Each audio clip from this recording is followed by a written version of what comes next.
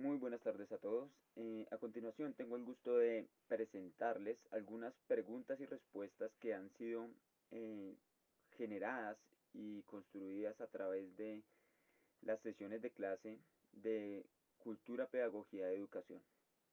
Nuestro grupo está compuesto por Ana Candamil, Joana Camargo, Fernanda Garavito y quien les habla, José Gordo. Entonces demos inicio con las preguntas. La primera será resuelta por la compañera Fernanda. Entonces, compañera Fernanda, ¿qué es el contrato social y cuál es la importancia dentro de la sociedad? Bueno, José, el contrato social es una teoría política que sugiere a cada individuo renunciar a ciertos derechos individuales para volverlos, digamos, colectivos. Entonces, cuando se forma un contrato social en una sociedad, todos tienen los mismos derechos y los mismos deberes a el mismo nivel. Y pues la importancia que tiene la sociedad es que establece ciertas reglas básicas, ¿sí? Entre la convivencia en general y da ciertos derechos y responsabilidades a cada ciudadano y también al gobierno. Esto ayuda a mantener el orden y una cohesión social. Entonces, sirve para la base de la legitimidad del gobierno y también para cierta protección de los derechos individuales. Bueno, Joa, esta pregunta es para ti. ¿Qué es la crónica y cuál es la importancia para la historia? La crónica es una herramienta narrativa, el cual nos permite exponer acontecimientos históricos y de esta manera es importante tener en cuenta las características que conllevan a una crónica, que debemos tener en cuenta como lo son el rol, el conflicto y el tiempo determinado y el papel que funge o cumple dentro de una historia. El discurso es el medio de comunicación que con mayor frecuencia utilizamos, ya que pues lo involucramos tanto en las opiniones como en las ideas, como en la información que se expresa frente a un tema en específico. Ese se da de muchas maneras, se puede ver involucrado, digamos, en trabajos escritos frente a la universidad, frente al área laboral, los medios de comunicación, obras literarias y en sí en todo aquello con lo que queramos expresar un tipo de opinión.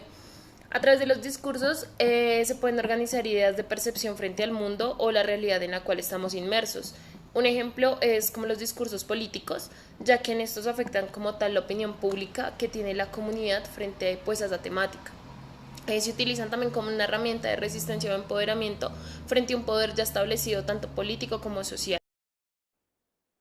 Esta pregunta me parece muy interesante porque no hace mucho estuvimos abordando una teoría de Bandura donde precisamente nos habla de la autoeficacia y considero que es muy importante para nosotros como docentes en formación tener esta cualidad en nosotros, porque pues por un lado debemos ser fuertes, digamos, emocionalmente para eh, buscar solución a diferentes problemas, pero también la autoeficacia tiene que ver con la autorregulación, es decir, la capacidad que tenemos nosotros como para regular nuestro aprendizaje.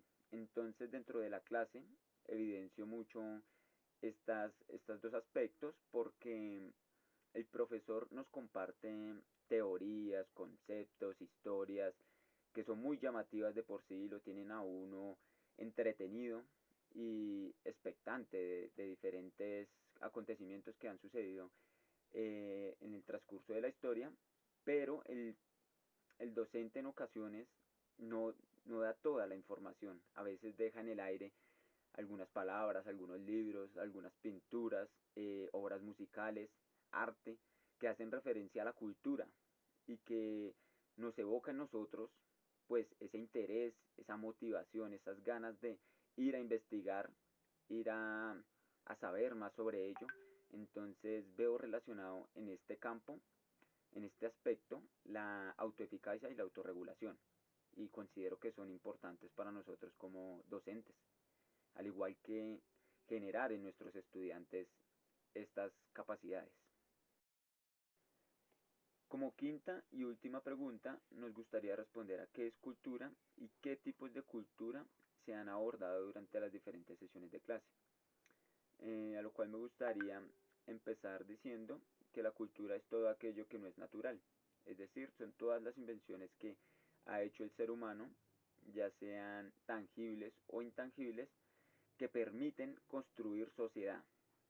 Algunos ejemplos de ello podría ser costumbres, tradiciones, normas, leyes, religión, educación y otros factores que son transmitidos de generación en generación. Hay que tener en cuenta que las culturas varían de acuerdo a las ubicaciones geográficas, a sus necesidades y a su misma historia, ¿sí? Es más, las mismas familias tienen diferentes culturas. Parte cultural, el discurso es expresado a través de producciones artísticas, como lo son la literatura, el cine, la música, las obras teatrales o las artes visuales.